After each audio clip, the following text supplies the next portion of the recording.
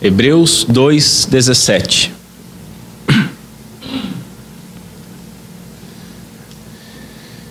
Diz assim a santa palavra do Senhor: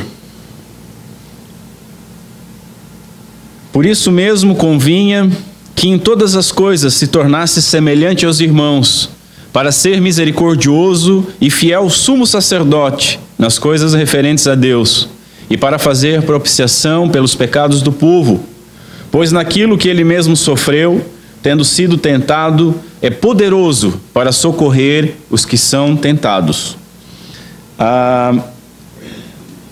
Vai um pouquinho à frente, capítulo 7, verso 25.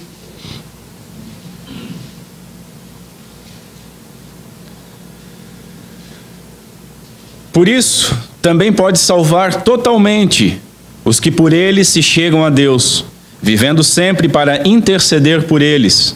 Com efeito, nos convinha um sumo sacerdote como este, santo, inculpável, sem mácula, separado dos pecadores e feito mais alto que os céus. Um pouquinho mais à frente, no 9, verso 14, 9:14. Muito mais o sangue de Cristo, que pelo Espírito Eterno a si mesmo se ofereceu sem mácula a Deus. Ele purificará a nossa consciência de obras mortas para servirmos ao Deus vivo. E o verso 28 diz: Assim também Cristo, tendo se oferecido uma vez para sempre, para tirar os pecados de muitos, aparecerá a segunda vez, sem pecado, aos que aguardam para a salvação. Até aqui. Curva a sua cabeça. Vamos orar mais uma vez. Senhor Deus, nosso Pai, tem misericórdia de nós. Nos ajuda, Senhor. Que Teu Santo Espírito possa nos iluminar, nos auxiliar. E apesar de todas as nossas debilidades, os nossos defeitos, de todas as nossas falhas,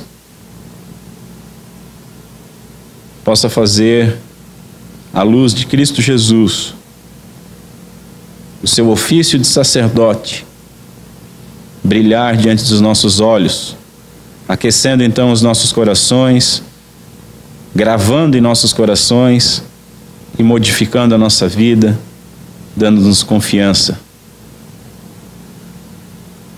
Senhor, quem somos nós para tratar desses temas tão altos, tão elevados? Tem misericórdia de mim, Senhor, que não sou digno nem de falar o Teu santo nome. Tem misericórdia do povo que me ouve. Nos ajuda a entrar nesses assuntos com extrema reverência, sabendo que estamos pisando em solo santo. Tira as escamas dos nossos olhos para que nós possamos vislumbrar a Tua santidade e o Teu ofício de sacerdote. Possamos entender o que Tu nos fez e o que Tu nos tem feito e fará eternamente. Ajuda-nos, Senhor, na compreensão destas coisas. É o que Te pedimos. Glorifica o nome do Teu Filho em nosso meio, em nossas vidas. Amém.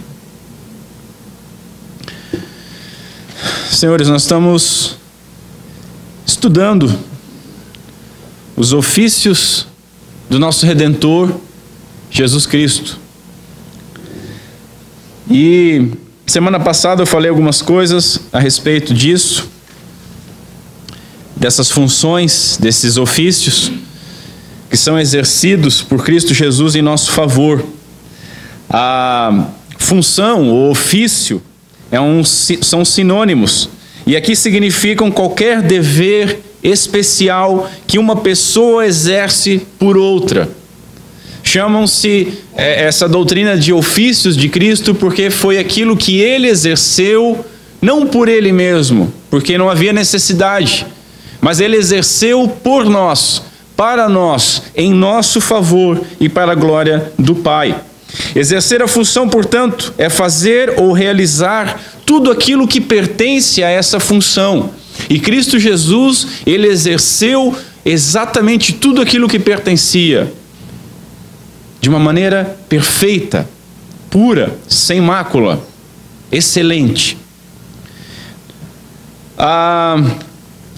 Essas 3 funções que Cristo exerceu, elas eram necessárias para a nossa salvação, eram necessárias no nosso Redentor. Cristo, ele revelou a nossa salvação como um profeta, que foi o que nós estudamos na semana passada. Cristo, ele comprou, ele ofereceu a nossa salvação como um sacerdote, que é o que nós veremos hoje. E Cristo também aplicou a nossa salvação como um rei, que é aquilo que nós veremos na semana que vem. Semana passada eu já li o que John Mackay falou sobre isso, mas eu quero retornar e falar isso novamente. Ele diz o seguinte: ao voltar os meus olhos para o meu próprio coração, nada vi senão trevas, culpa e orgulho. Mas então me lembrei que Cristo é um profeta que pode dissipar as minhas trevas, que Cristo é um sacerdote que pode remover a minha culpa, e Cristo é um rei que pode humilhar o meu orgulho. Gostaria ainda de relembrar o que cita a Confissão de Fé de Westminster, no capítulo 8, seção 1ª e 2ª, que fala de Cristo Jesus, que diz o seguinte: aprove a Deus em seu eterno propósito escolher e ordenar o Senhor Jesus, seu unigênito Filho, para ser o mediador entre Deus e o homem, para ser o profeta, o sacerdote, o rei, o cabeça e salvador da sua igreja, o herdeiro de todas as coisas, o juiz do mundo, a quem, desde toda a eternidade, deu um povo para ser a sua descendência e para ser por ele, no tempo, redimido, chamado, justificado, santificado e glorificado. O Filho de Deus, a segunda pessoa da Trindade, sendo vero e eterno Deus, de uma só substância com o Pai, igual a ele, quando chegou à plenitude do tempo, tomou para si a natureza humana, com todas as propriedades essenciais e fraquezas comuns a ela, contudo, sem pecado, sendo concebido pelo poder do Espírito Santo no ventre da Virgem Maria e da substância dela, de modo que as duas naturezas inteiras, perfeitas e distintas, a deidade e a humanidade, foram inseparavelmente unidas em uma só pessoa, sem conversão, sem composição e sem confusão. Pessoa essa, verdadeiro Deus e verdadeiro homem, contudo um só Cristo, o único mediador entre Deus e o homem. Palavras que nós poderíamos ficar estudando anos e nós não conseguiríamos chegar nem próximo do significado. Senhores, Cristo exerce a função de sacerdote. Como que ele faz isso? Ele exerce a função de sacerdote por ter oferecido a si mesmo, uma vez, em sacrifício para satisfazer a justiça divina e para reconciliar-nos com Deus. Além disso, ele exerce mais uma função do sacerdote, fazendo contínua intercessão por nós. Estudando esses ofícios, como eu já falei na semana passada, nós vimos a função, o ofício de profeta. Cristo, ele nos revela a salvação, ele nos revela através da sua santa palavra, com um meio exterior. Então ele revela a salvação pelo meio exterior e pelo meio interior, através do seu Santo Espírito, confirmando em nossos corações as verdades da palavra de Deus. Na semana que vem nós veremos, como eu já disse, a função, o ofício de rei, quando ele aplica essas coisas para nós, em nós, nas nossas vidas. Hoje veremos essa função de sacerdote. Cristo ofereceu a si mesmo para a nossa salvação. A primeira questão que nós devemos observar é a seguinte: qual a diferença entre profeta e sacerdote? Isso é muito interessante. O profeta, ele fala aos homens. Lembra que nós vimos isso? Lembra que eu falei que o termo profeta, ele perdeu completamente o sentido nos dias de hoje, sendo que qualquer insano hoje diz que é profeta. Qualquer insano hoje levanta e diz: assim diz o Senhor, eis que te digo.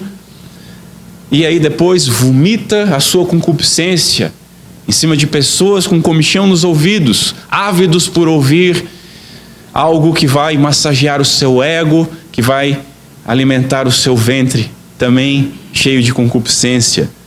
Mas o profeta, a função de profeta é falar aos homens como um representante de Deus. De tal maneira que o profeta no Antigo Testamento, ele era provado. E os irmãos lembram, se o que ele falou não se cumprisse, porque Deus não havia assim determinado, era pena capital.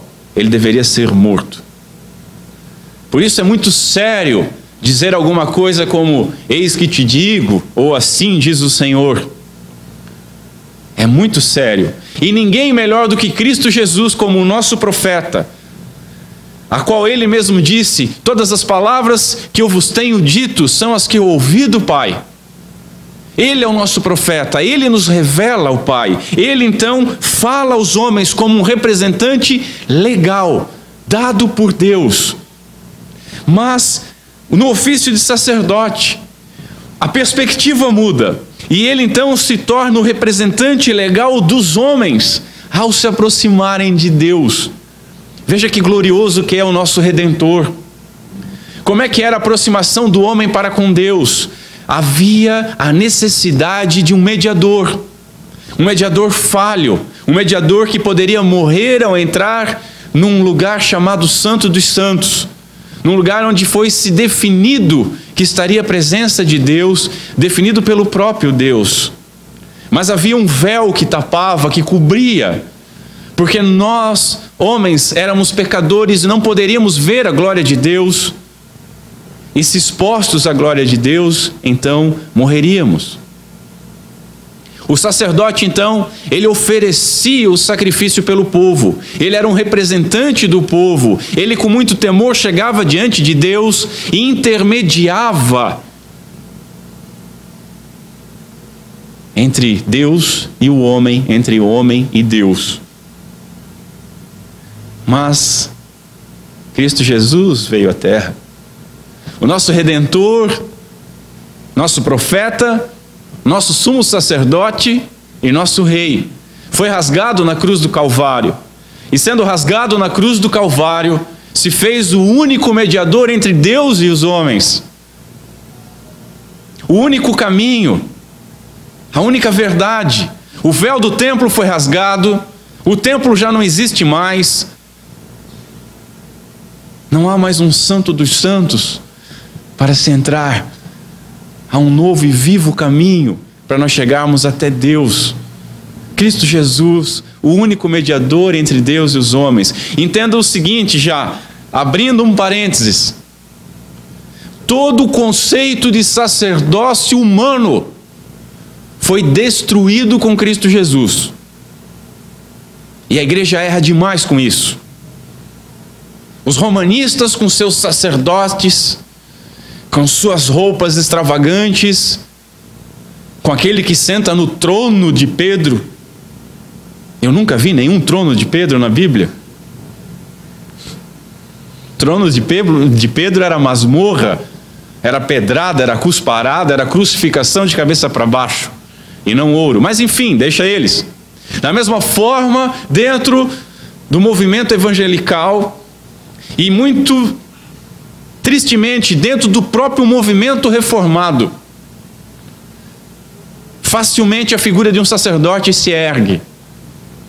Ah, vamos pedir para o pastor orar por tal problema. Por quê? Qual a diferença da sua oração para a minha oração na condição de pastor? Eu sou mais pecador do que você. Parafraseando Paulo, antes que os irmãos achem que ontem eu estive na Esbórnia, eu sou o principal dos pecadores, o primeiro dos pecadores, o mais pecador. E cada um de nós deve pensar o mesmo de si. Ah não, mas o pastor tem mais fé. A medida de fé já foi nos dada. E basta o tamanho de um grão de mostarda. Ah, mas Deus vai ouvir o pastor. Por quê? Todos nós chegamos até o Pai através do único mediador, Cristo Jesus. Ah, mas o sacerdote vai fazer isso. Dentro dos meios reformados, e agora eu vou levar pedrada por causa das próprias confissões, não. É o sacerdote que executa determinadas coisas. O nosso sacerdote é Cristo Jesus. Todo o resto são homens, com funções, é claro, evidente. Aqui estou executando uma função diferenciada da dos irmãos, mas eu não tenho nada de especial com os irmãos. Da mesma coisa um casal. O homem, o sacerdote do lar. A mulher sujeita ao homem. Posição, só isso. Ninguém é melhor do que ninguém. A mesma coisa um patrão e um funcionário. Você deve honrá-lo como um patrão. Ele deve respeitá-lo como um funcionário. Mas os dois são iguais. Exercem funções diferentes, é verdade. Mas, voltando ao ponto, Cristo Jesus, o nosso sacerdote, ele elimina todo o conceito de sacerdócio humano. Ele é o único mediador entre Deus e os homens, o caminho perfeito. E esse sacerdote é o representante então legal dos homens para se aproximarem de Deus. Agora entendam o seguinte, senhores: quando o véu foi rasgado e o sumo sacerdote judaico, ele entrava no Santo dos Santos e sob muita pressão e sob medo de morrer, porque ele estava diante do Deus Santo. Porque o véu foi rasgado, nós não temos agora liberdade para termos cultos extravagantes, para sermos irreverentes diante do Senhor. Eu sempre falo para os irmãos daquela história do louvor vando. Aquelas coisinhas que se portam a Deus como: quero te abraçar, quero te tocar, quero te beijar, quero dançar contigo, quero correr contigo. Misericórdia. Deus continua santo.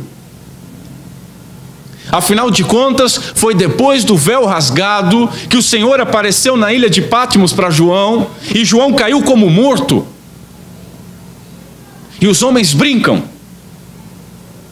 Eu tomei café da manhã com o Espírito Santo, puxei uma cadeira e nós conversamos. Eu converso com o Senhor face a face. Dá para ver no brilho dos seus olhos. Insanos. Cadê a reverência? Deus continua santo. E entendam o seguinte: se o véu foi rasgado, aquela santidade nunca esteve confinada ali, é verdade. Mas vamos entender da seguinte maneira: aquela santidade se expandiu de tal maneira que você não morre só entrando ali. Ou vamos conversar com Ananias e Safira? Isso deveria nos dar um temor muito maior. Mas aí Cristo, como nosso representante, Ele faz a mediação para nós nos aproximarmos de Deus. Aí as pessoas vêm, o subidor de monte diz: eu vou pregar, eu vou orar, eu vou fazer e acontecer, porque eu estive de jejum não sei quanto tempo, subi o monte, vi folhinha acender e tal. Misericórdia da sua vida. Há um mediador entre Deus e homens. Apenas um. Apenas um. O nosso culto é mais quente. Nosso culto é vivo, é avivado por causa da presença do Senhor. Eu chamaria de irreverente. Eu chamaria de falta de ordem, de decência. O nosso culto é solene, é uma tradição só. Vocês estão mortos e não sabem. O nosso culto é melhor que o culto de vocês. Vamos medir tamanhos e santidade de culto. Há um só mediador entre Deus e os homens. Senhores, entendam e percebam o seguinte de uma vez por todas: a sua oração, se não for oferecida em nome de Cristo Jesus, se não for pela mediação de Cristo Jesus, ela é detestável a Deus. O seu canto é detestável a Deus. O nosso culto, a minha pregação aqui, se não em nome de Cristo Jesus, é detestável a Deus. Ele é o único caminho. É por causa da mediação dele, entendam. Deus é santo, Deus sempre foi santo. Deus não ficou mais bonzinho no Novo Testamento. Quem diz isso está louco. Ele continua santo. que ocorre agora é que quando Ele olha para você, quando Ele olha para mim, pecador como eu sou, querendo erguer a minha voz para Deus, Ele vê através de Cristo Jesus, da obra de Cristo consumada em nosso favor. É por isso que nos Salmos nós somos chamados de justos. É por isso que Paulo diz que nós fomos justificados na cruz de Cristo, mas nós continuamos pecadores, mas somos justos, porque a nossa justiça não é a nossa justiça, mas é a justiça de Cristo Jesus, imputada a nós. De tal maneira que o Pai enxerga Cristo Jesus em nós. Reverência diante de um Deus santo. Necessidade do mediador. O teólogo Gerhard Voss, ele nos ensina quais as qualificações para o ofício sacerdotal e como Cristo possui essas qualificações. E ele se baseia no texto de Hebreus 5. A gente já leu bastante Hebreus, vamos ler mais um pouquinho de Hebreus, capítulo 5, verso 1 em diante. Diz o seguinte, procure depois, preste atenção. Porque todo sumo sacerdote, sendo tomado dentre os homens, é constituído nas coisas concernentes a Deus, a favor dos homens, para oferecer tanto dons como sacrifícios pelos pecados. E é capaz de condoer-se dos ignorantes e dos que erram, pois também ele mesmo está rodeado de fraquezas. E por essa razão, ele deve oferecer sacrifício pelos pecados, tanto do povo como de si mesmo. Ninguém, pois, toma esta honra para si mesmo, senão quando chamado por Deus, como aconteceu com Arão.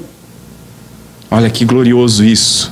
Assim também Cristo, a si mesmo, não se glorificou para se tornar sumo sacerdote, mas o glorificou aquele que lhe disse: Tu és o meu filho e hoje eu te gerei. Como em outro lugar também diz: Tu és sacerdote para sempre, segundo a ordem de Melquisedeque.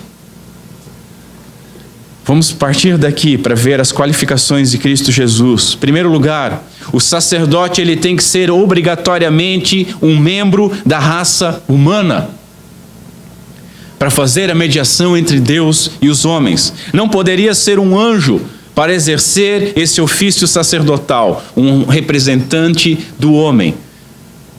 Não poderia ser um anjo.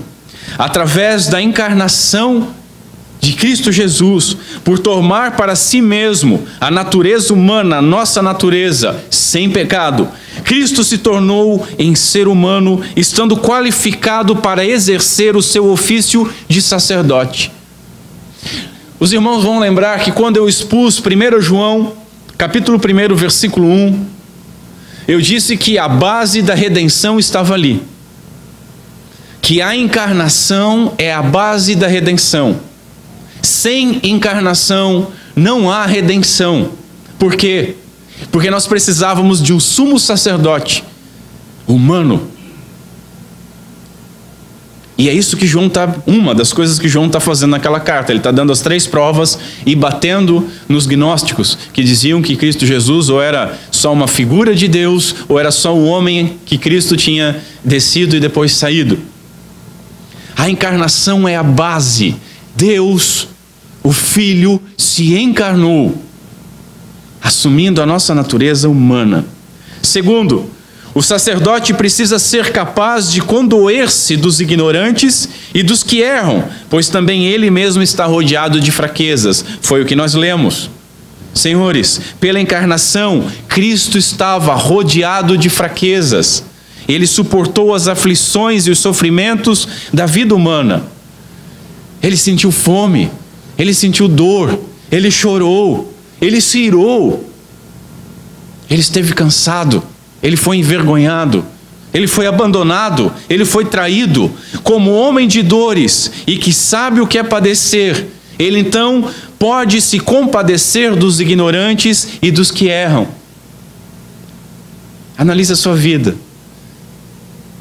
Analise a dor que você já passou ou que você está passando.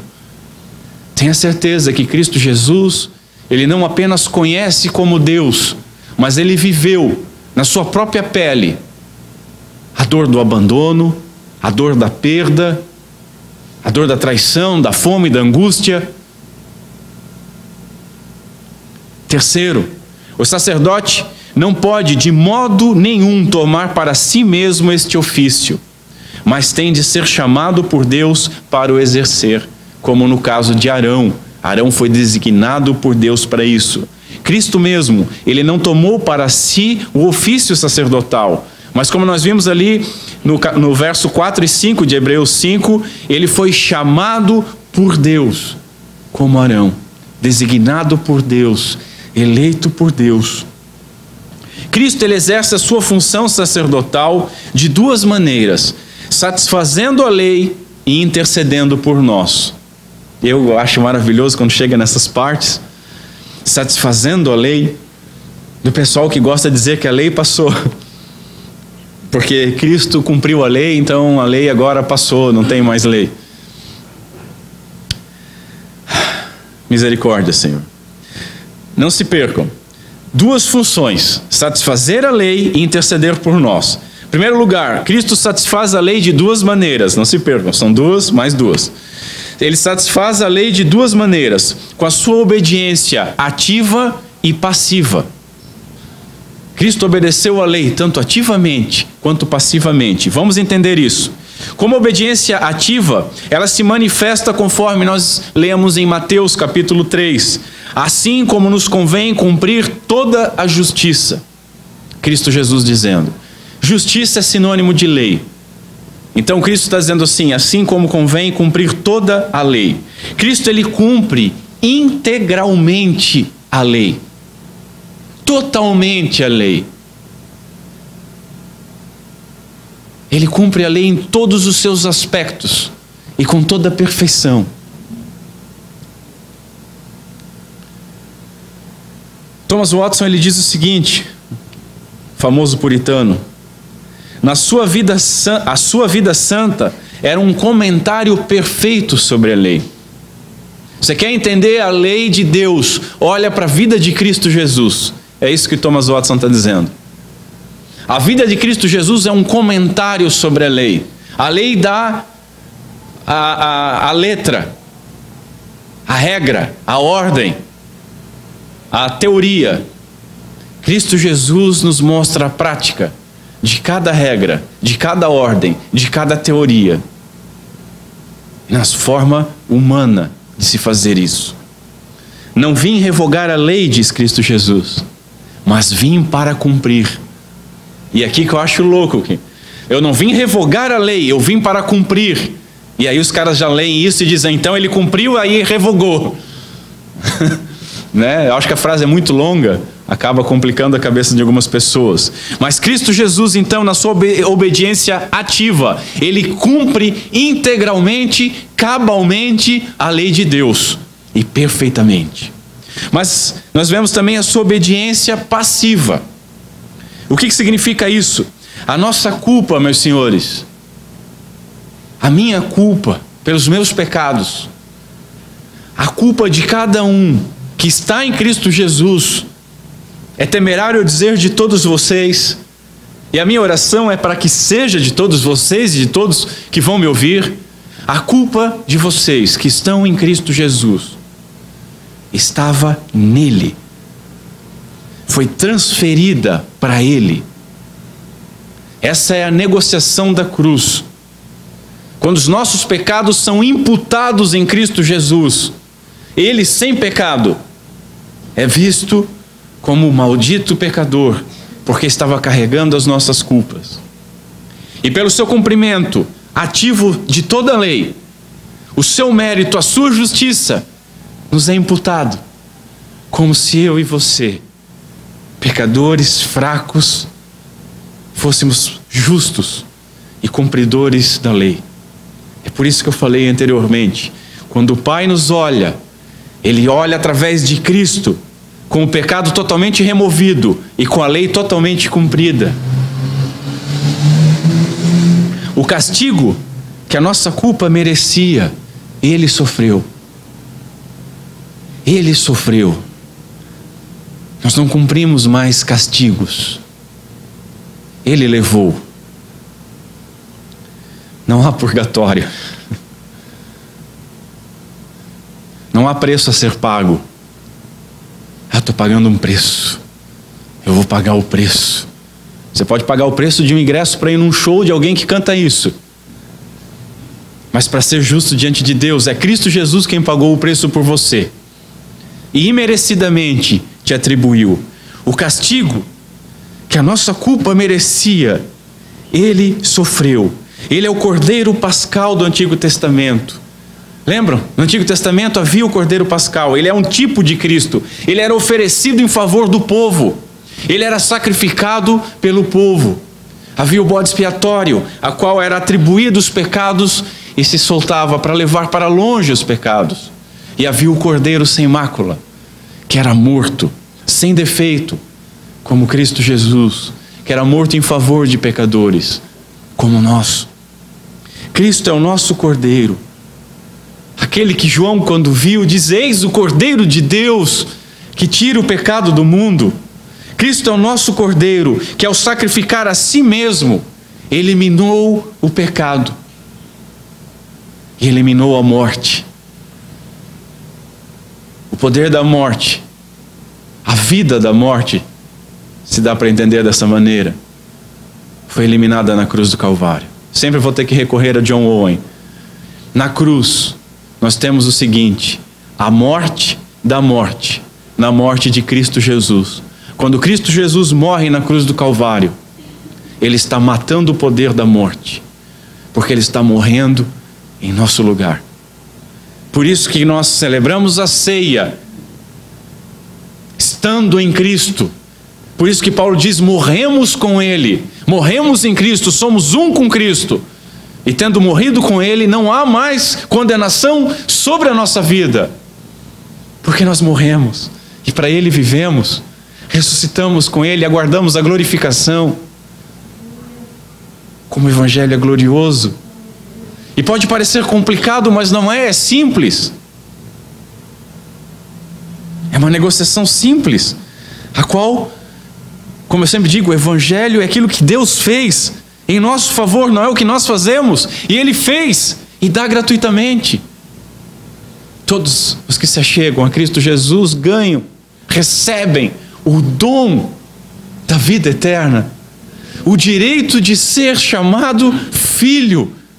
Somos adotados em Cristo Jesus, feitos um com Ele. Que glorioso, meus senhores. Que glorioso. Hebreus capítulo 9 diz o seguinte: sem derramamento de sangue não há remissão. Isso é um eco da onde? O que Hebreus está ecoando aqui? Isso, Gênesis. Após o pecado, um animal é sacrificado. É demonstrado para Adão e Eva que sem derramamento de sangue não há remissão de pecados.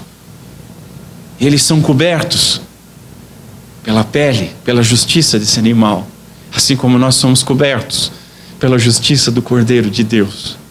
Por isso que em Cristo, quando o Pai nos olha, Ele vê a Cristo, e aí Ele pode nos aceitar. O Cordeiro de Deus derramou o seu próprio sangue em nosso favor. Aqui é importante observar algo, meus senhores. Deus não sofreu. Vamos entender isso. Cristo só sofreu na sua natureza humana. Terra Santa. Vamos com cuidado para não falar baboseira. Vou recorrer ao puritano Thomas Watson de novo. Ele nos auxilia explicando o seguinte: a natureza humana foi unida à divina de modo inseparável e não confuso. A natureza humana sofreu e a natureza divina satisfez.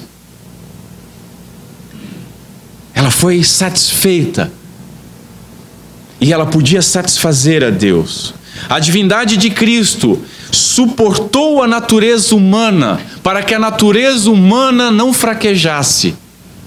Ele era carne como nós, mas sem pecado. Agora olha o seguinte: e para que atribuísse virtude aos seus sofrimentos.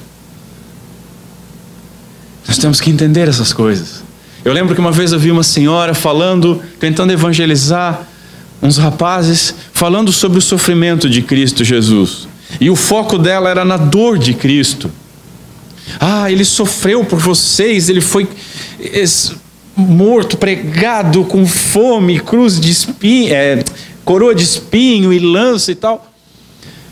Falando da dor. Como se a cruz fosse simplesmente a dor. Como se lá não houvesse uma punição espiritual, fosse simplesmente a carne.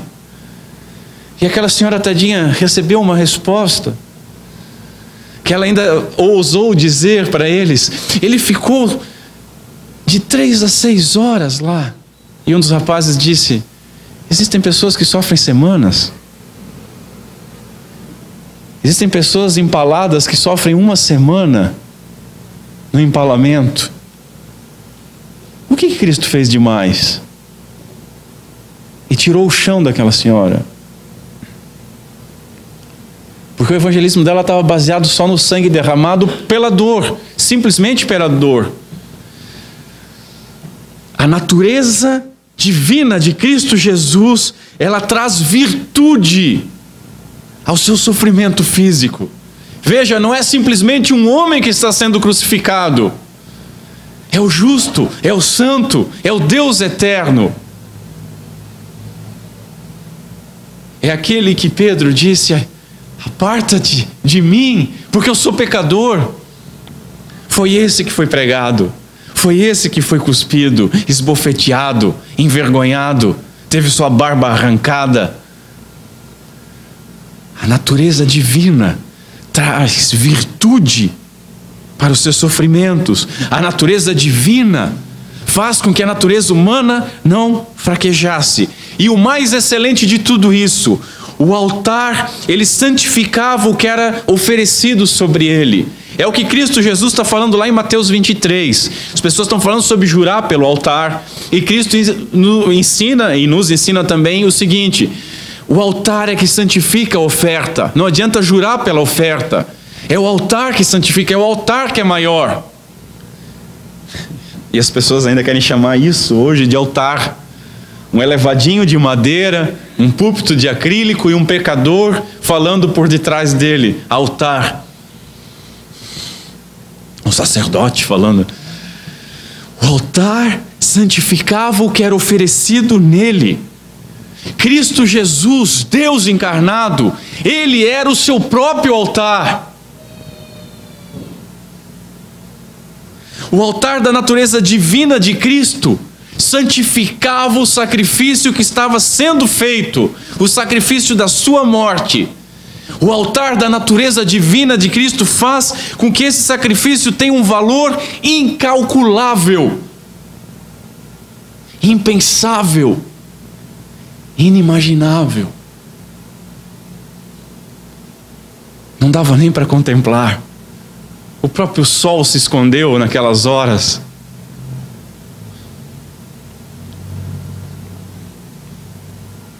Que glorioso, senhores. Cristo Jesus, morto naquela cruz, pelos nossos pecados. É bom lembrar também que no Antigo Testamento, o sacerdote oferecia o sangue do cordeiro sobre algo que se chamava propiciatório. O que era o propiciatório? Era uma placa de ouro colocada sobre a arca da aliança. Essa placa de ouro, o sacrifício era oferecido ali. O sangue era derramado sobre essa placa de ouro. Por que se chamava propiciatório? Porque propiciava a ira de Deus.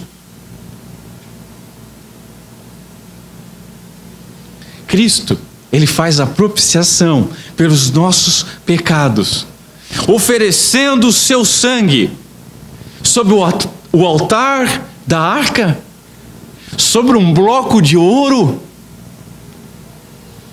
Cristo oferece o seu sangue sobre o mais incorruptível propiciatório que se pode imaginar, o seu próprio corpo, a sua própria divindade. Cristo faz a propiciação dos nossos pecados, oferecendo o seu sangue sob o altar puro, imaculado do seu corpo. Então entendam o seguinte: nós estamos falando do ofício de sacerdote de Cristo Jesus. Na nossa redenção, Cristo, Ele é o Cordeiro. Ele dá a vida. Ele é morto por nós. Mas Cristo também é o sacerdote. É Ele que oferece a sua própria vida. Ninguém tira a minha vida. Eu vou-las dou. Eu estou de bom grado. Ninguém tem poder de tirar a vida. Tanto que Cristo entrega a sua vida. Lembram da cruz? Ele não morre simplesmente, mas ele dá um brado. E as pessoas criam imagem, vendo os filmes lá, os atores na cruz, morrendo. Mas a Bíblia diz que ele dá um brado. O está consumado sai num brado. Ele puxa a força, ele diz: Pai, em tuas mãos eu rendo o meu espírito. Logo depois de dizer: Deus meu, por que me desamparaste? Notem, Ele é o Cordeiro, mas Ele é o sacerdote que está oferecendo. E oferece até fechar os seus olhos. Mas não só isso, Ele também é o altar da propiciação, aonde aquilo tudo se torna santo. E semana que vem ainda nós vamos ver o seguinte: Ele é o Rei que vai aplicar essa propiciação à nossa vida. Glorioso demais. Mas não se percam, eu falei que nós tínhamos as duas funções sacerdotais de Cristo. Uma se dava em dois modos, e agora vamos ver a segunda função sacerdotal, que é a função de satisfazer a lei. Desculpa, nós vimos de satisfazer a lei, agora nós vamos ver a função de sacerdote de intercessão. Ele intercede por nós. Ele oferece o sacrifício e intercede por nós. No Antigo Testamento, o sacerdote ele intercedia pelo povo, enquanto ele derramava o sangue. E aí ele aspergia esse sangue sobre o propiciatório. Paulo diz o seguinte: é Cristo Jesus, o qual está à direita de Deus, que também intercede por nós. Você tem noção disso? Hebreus também fala que Cristo vive para interceder por nós. Você já parou para pensar sobre isso? Cristo, santo, puro, com o seu corpo de carne, glorificado, à direita do Pai, intercedendo por nós. Senhores, essas coisas têm que ser claras e vívidas. Você não se alimenta durante a semana se você rodopiar na igreja. Mas o que você se alimenta diante da dor, diante da tragédia, diante do abandono, diante da depressão, diante de tudo aquilo que nos aflige, o que vai te dar força é quando você fechar os seus olhos e você saber que Cristo Jesus está à destra do Pai, intercedendo por você continuadamente. Não é um amigo, não é um irmão, não é um pai ou mãe ou pastor, é o Deus Filho, incansável, intercedendo por nós. Quem somos nós? O nosso intercessor é santo. Hebreus diz o seguinte: com efeito, nos convinha um sumo sacerdote como este, santo, inculpável, sem mácula, separado dos pecadores e feito mais alto que os céus. A gente está bem de intercessor. A gente é que não presta muito. Cristo intercede por nós. Cristo é aquele que não conheceu pecados.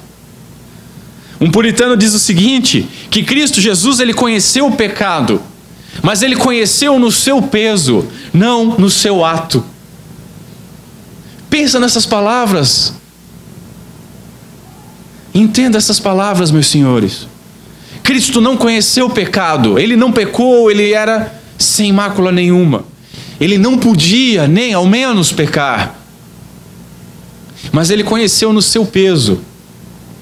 Eu posso dizer para os irmãos que nenhum de nós conhecemos os nossos pecados em seu peso. Nós conhecemos nos atos, nós praticamos nos atos, mas o peso nós não imaginamos. Nós não temos noção, porque se nós imaginássemos o peso dos nossos pecados, aquele peso que sobre os lombos do nosso Cordeiro fez com que ele clamasse: Deus meu, por que me desamparaste? Isso mudaria a nossa vida. Nos daria muita força para mortificar a nossa carne e lutar contra o pecado. E que Deus nos ajude a isso. Foram os nossos pecados que mataram a Cristo Jesus. Ele morreu pelos nossos pecados. Ele foi punido pelos nossos pecados. Nós não seremos mais punidos, porque os nossos pecados estavam sobre Ele. Ele fez o trabalho completo. Está consumado. Paguei. O escrito da dívida foi pregado na cruz do Calvário.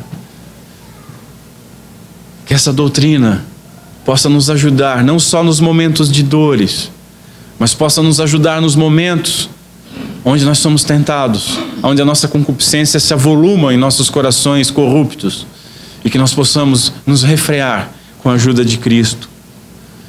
Senhores, o sacerdócio do nosso intercessor, ele é eterno. No período da lei, os sacerdotes morriam. Eles morriam porque eram humanos como nós. Como dizem Hebreus, os sacerdotes do tempo judaico, eles eram impedidos pela sua morte de continuar. Mas Cristo, ele vive sempre para interceder pelos seus. Hebreus 7:25. Ele vive sempre. Eu não tenho como frisar isso suficientemente bem. Por isso eu repito as palavras: Deus, o Filho, ressuscitado e glorificado, que vive eternamente, que tem todo o mérito, vive eternamente para interceder por eles. Os termos de Hebreus 7:25, sempre para interceder por eles. Por que esse termo é interessante? Por eles quem? Por quem que Cristo intercede? Cristo está intercedendo por todo mundo? Será? Não. Não.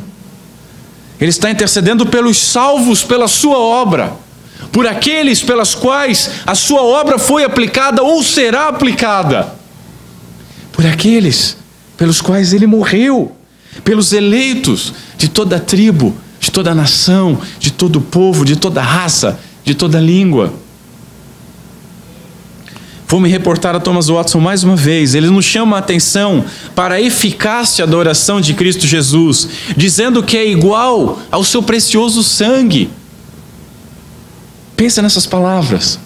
O sangue de Cristo é a única coisa que pode purificar e perdoar os nossos pecados, correto? E é eficaz para isso, correto? Lázaro estava morto e Cristo, ele dá graças a Deus na frente dos homens depois de removerem a pedra. Ele diz: Pai, obrigado por me ouvir.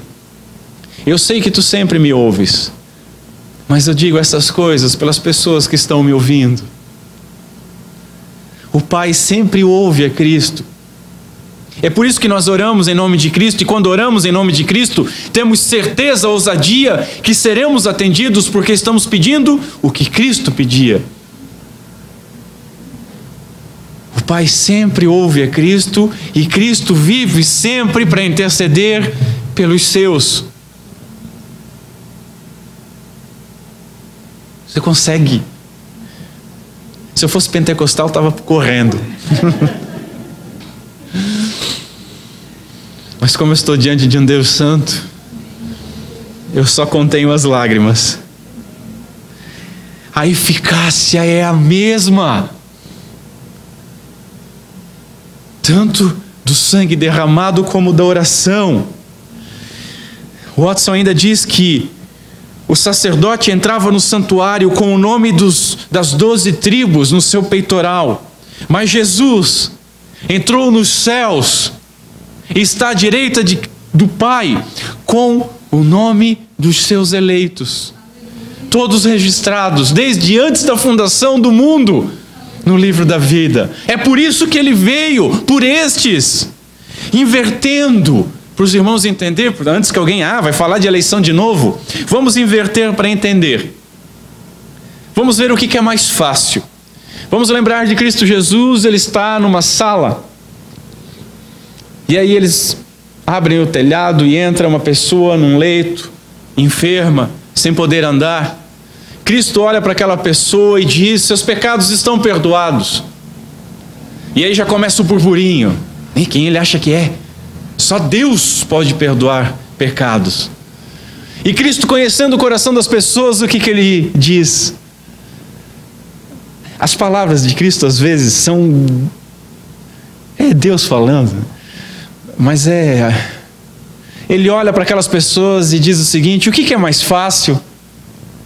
Dizer os teus pecados estão perdoados, que qualquer um pode dizer, como hoje qualquer insano diz: eis que te digo, assim diz o Senhor, quando Deus não está falando.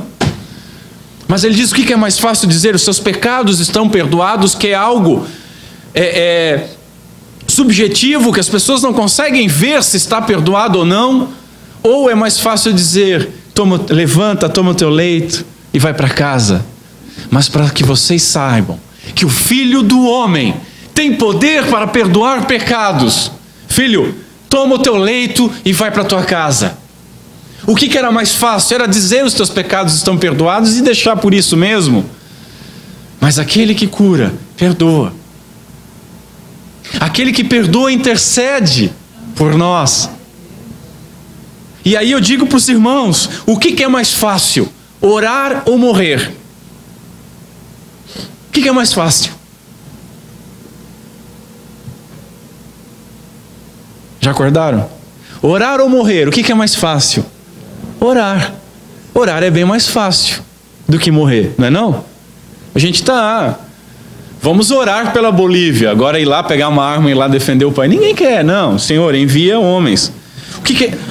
Orar é muito mais fácil que morrer. O sacerdote, ele orava pelo povo e ele oferecia o sacrifício. Mas o que Cristo Jesus faz lá em João 17, na oração sacerdotal? Ele diz o seguinte, a partir do verso 9, Cristo falando: é por eles que eu rogo, não rogo pelo mundo.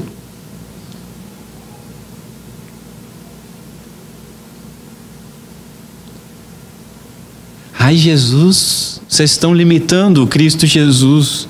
Vocês limitam, vocês colocam Jesus numa caixa. Não, a gente coloca a Bíblia no coração. E a Bíblia diz: é por eles que eu rogo, não rogo pelo mundo, mas por aqueles que tu me deste, porque são teus. Ora, todas as minhas coisas são tuas, e as tuas coisas são minhas, e neles eu sou glorificado. Já não estou no mundo, mas eles continuam no mundo, ao passo que eu vou para junto de ti. Pai Santo, guarda-os em teu nome, o nome que me deste, para que eles sejam um assim como nós. Quando eu estava com eles, eu guardava-os no teu nome, o nome que me deste, e protegi-os, e nenhum deles se perdeu, exceto o filho da perdição, para que se cumprisse a Escritura. Mas agora eu vou para junto de ti, e isso falo no mundo, para que eles tenham o meu gozo, a minha alegria completa em si mesmos.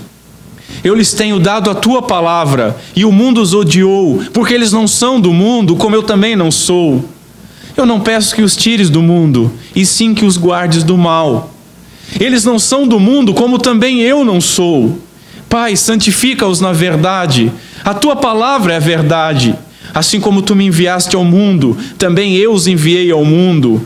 E a favor deles eu me santifico a mim mesmo, para que eles também sejam santificados na verdade. Não rogo somente por estes, porque ele está falando aqui dos discípulos. Mas está claro, não rogo somente por estes,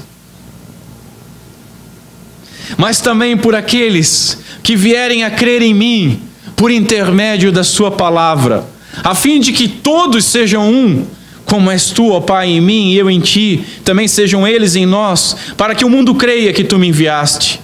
Eu lhes tenho transmitido a glória que me tens dado, para que sejam um como também nós o somos, eu neles e tu em mim, a fim de que sejam aperfeiçoados na unidade, para que o mundo conheça que tu me enviaste e os amaste, como também amaste a mim.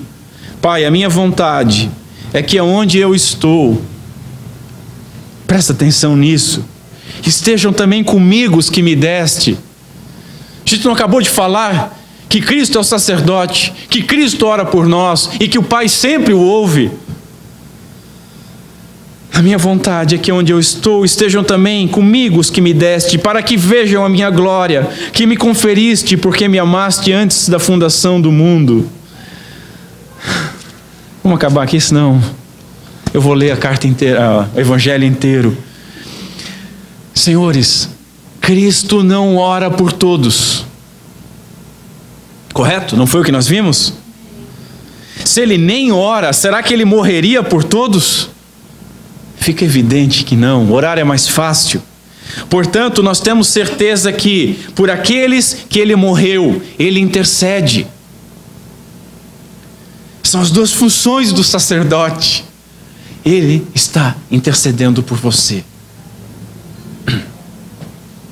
Por aqueles que ele fez propiciação, que ele se ofereceu como um cordeiro, que ele ofereceu sendo um sumo sacerdote, ele vive a interceder, e isso para que compartilhássemos a sua alegria e a sua comunhão.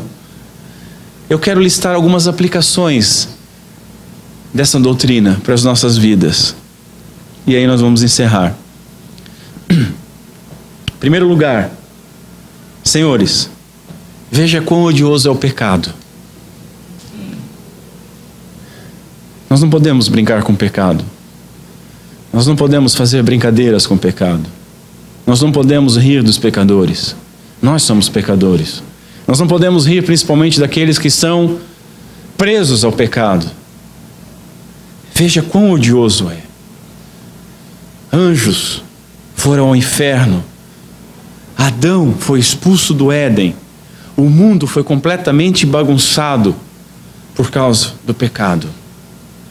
Tudo isso já seria terrível, mas o mais terrível é que por causa do pecado, Cristo Jesus morreu. Não há nada mais terrível, não há nada mais que nos deveria deixar mais trêmulos, tristes, humilhados, do que nós sabermos que Cristo morreu, e morreu pelos nossos pecados. Eu não vou saber os termos exatos, mas Paul Washer, ele tem uma frase que ele diz que Cristo não morreu porque você era bom, mas ele teve que morrer porque você era mau. Cristo não veio morrer por nós porque nós éramos bons, mas nós éramos tão maus que somente o sangue de Cristo Jesus poderia nos purificar. Aí então, ainda que nós devemos nos alegrar em Cristo Jesus pela sua morte, pelo dom da vida, nós temos que fazer isso também com temor. Sabe, aqueles cultos, Senhor, que bom que tu morreu por nós. Como se fosse a mesma coisa de que o rei levantar um cetro só. A humilhação de Cristo Jesus desde a encarnação. O pecado é odioso. Segundo lugar, segunda aplicação. Senhores, se Deus não poupou o seu filho e foi de uma severidade ímpar com ele, muitas vezes nós pegamos e reclamamos da nossa vida. Calvino, no auge da sua dor, o máximo que ele conseguia dizer era: até quando, Senhor? Não reclamando de nada, só dizendo até quando. Que é uma frase extremamente bíblica. O próprio Cristo Jesus, olhando certa vez para os discípulos, disse: até quando vos terei que suportar. Mas quando você se sentir com o mundo nas costas, saiba que um pecado seu pesa mais do que todo mundo. E Cristo foi afligido por isso. Cristo carregou esse peso. Quando você ousar pensar em levantar a sua voz aos céus e dizer: Senhor, por quê, Senhor?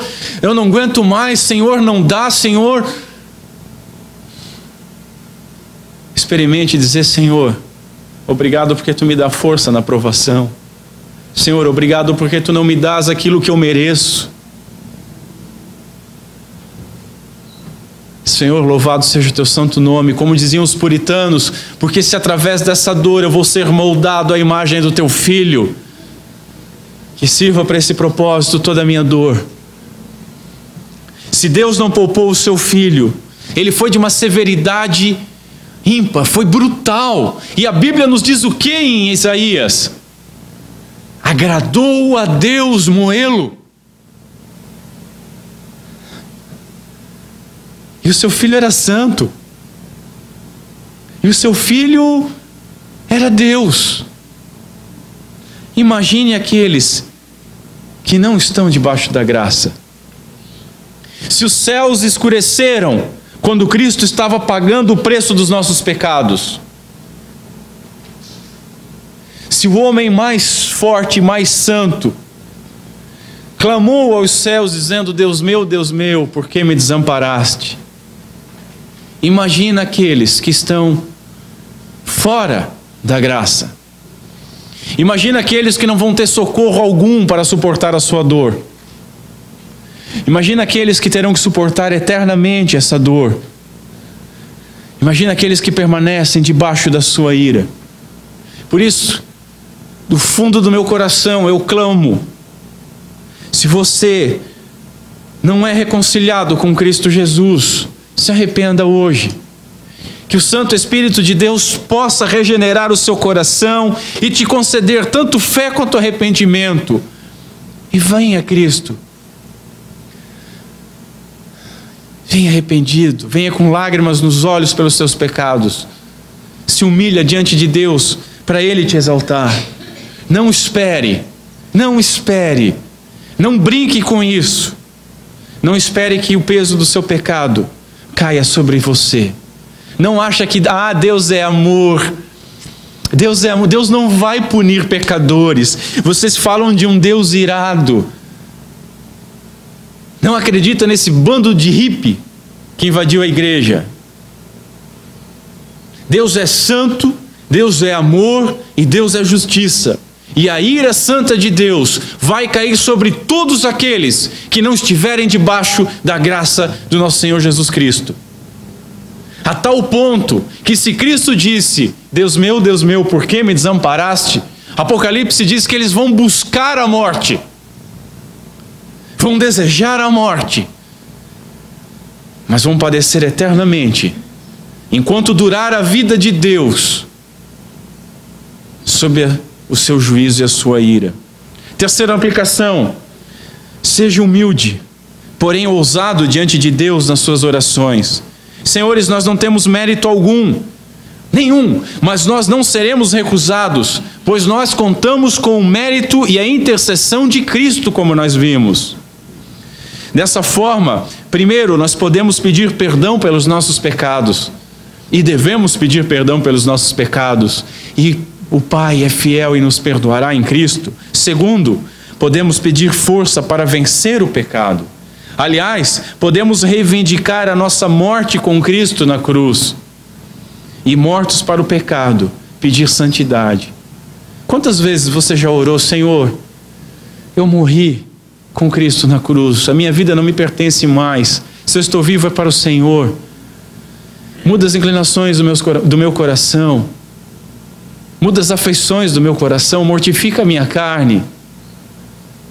Senhor, eu não deveria nem estar levantando a voz até os céus, mas eu venho a Ti através de Cristo Jesus, que morreu no meu lugar.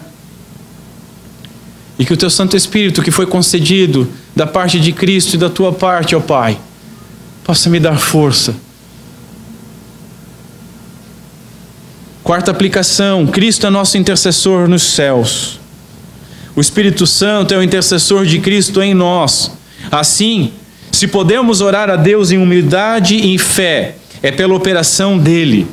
E veja, se o Espírito Santo ora em nós, Cristo ora à destra do Pai.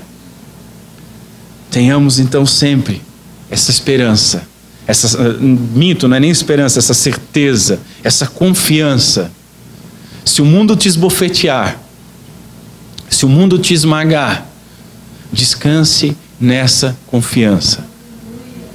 Quinta e última aplicação: você pecador não arrependido, você pecador arrependido.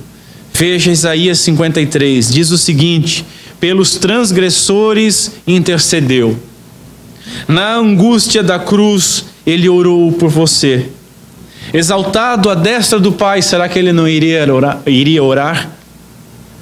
Se no mais profundo e na situação mais brutal que um ser humano já poderia imaginar, ele estava intercedendo pelos seus. Não impute esses pecados.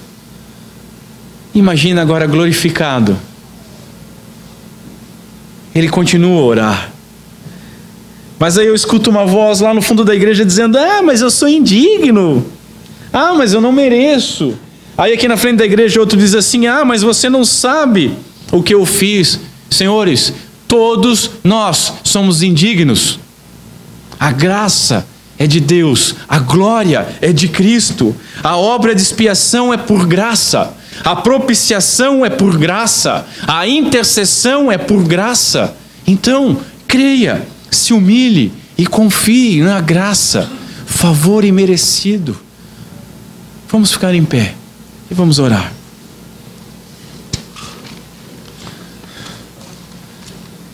Porque senão eu vou me alongar mais ainda.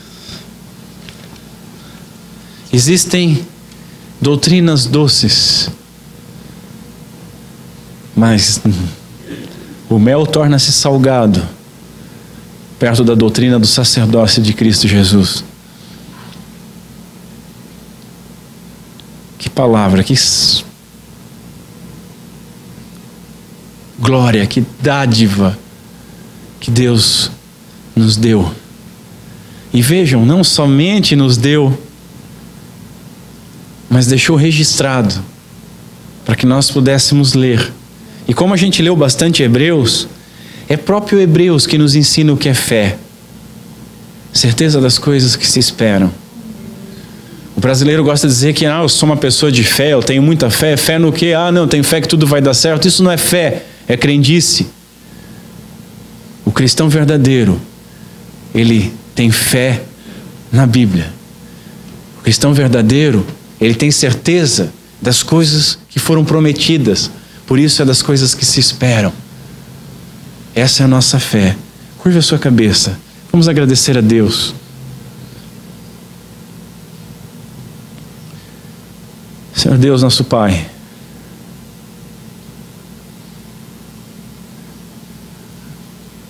não há muito o que nós possamos dizer a respeito dessas coisas, mas haveria muito a ser dito.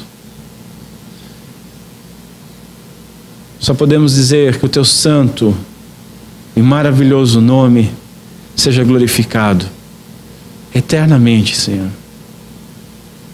Que Cristo Jesus seja glorificado. Obrigado, Pai, pela Tua graça e pela Tua misericórdia, pelo favor que nos alcançou. Obrigado por essa palavra estar registrada, nos dando fé e certeza daquilo que Cristo fez por nós. Obrigado, Senhor, porque Tu ergueu a oferta perfeita, o Cordeiro Santo, para morrer por nós. Obrigado, Senhor, porque Tu ergueu o sacerdote santo, sem mácula, poderoso, para oferecer o sacrifício por nós. Obrigado, Senhor, porque esse próprio sacerdote é o propiciatório, É Ele que santifica a sua própria oferta e paga plenamente os nossos pecados. Obrigado, Senhor, porque Tu ergueu um sacerdote que vive para interceder pelos seus. Diante dessas coisas, Senhor, o que nós podemos dizer?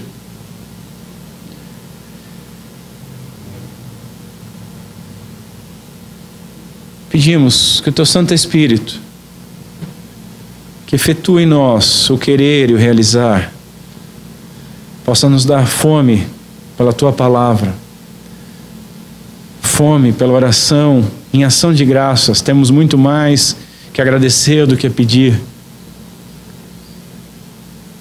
Possa nos dar fome pela Tua glória, não a nossa, que o Teu nome seja glorificado. E que possamos viver para glorificar o Teu nome. Que possamos fazer todas as coisas em Teu nome. Possamos fazer tudo como que para Ti. E tenhamos, Senhor, a esperança contínua que Tu virás nos buscar. E que até lá, continuadamente, Tu tens oferecido a Tua intercessão ao Pai em favor da Tua igreja. Te agradecemos por tudo isso, Senhor. Em nome de Cristo Jesus. Amém.